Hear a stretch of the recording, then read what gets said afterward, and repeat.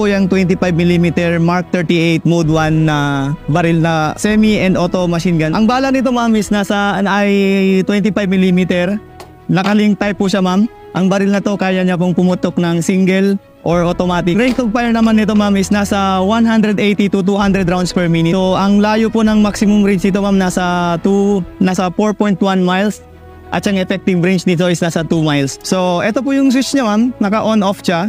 Pag naka-off siya, hindi siya mag-ano. Pag i-arm mo siya, naka-arm na yan siya ma'am. So ito naman yung ano niya is single at saka automatic. So yun po yung cycle niya. Pag pumutok yung ma'am, it's either single. Pag yung automatic naman namin yun siya ma'am, dire-diretso na yun. Yun.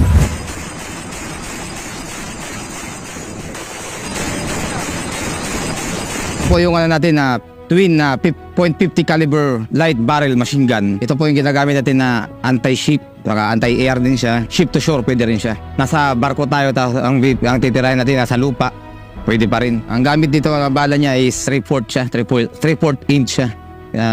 Ganun kalaki, .50 caliber siya. Ito yung bala niya. Off.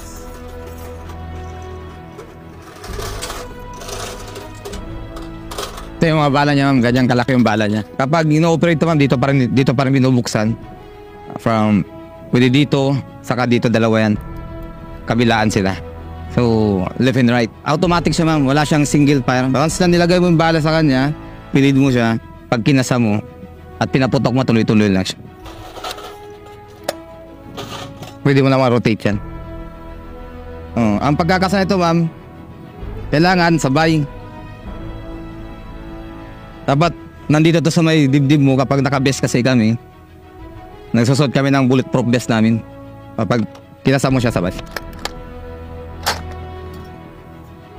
Kasi ma'am, kaya mo siya putukan hanggang doon, pero hindi tatamaan yung kasama mo.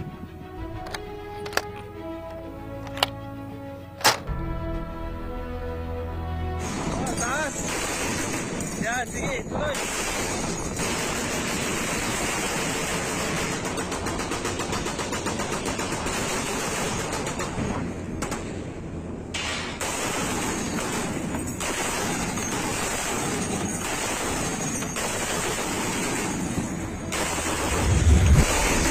Yan, sige, tuloy.